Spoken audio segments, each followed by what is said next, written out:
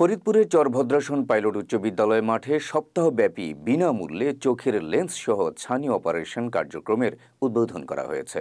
শুক্রবার সকালে ভার্চুয়ালি এ কার্যক্রমের উদ্বোধন করেন ফরিদপুর ৪ আসনের সংসদ সদস্য মুজিবুর রহমান চৌধুরী নিক্সন।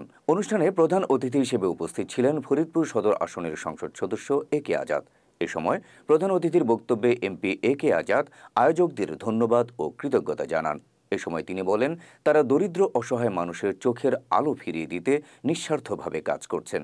এটা মানবতার অনন্য উদাহরণ।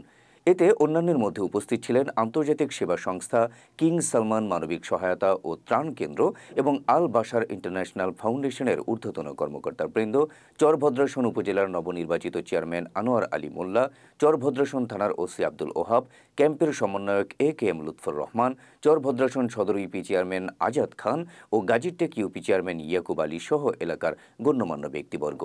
উল্লেখ্য, সপ্তাহব্যাপী এ আয়োজনে ৫০০ রোগীকে বিনামূল্যে ছানি অপারেশন করে লেন্স স্থাপন করবেন বলে জানান আয়োজকরা।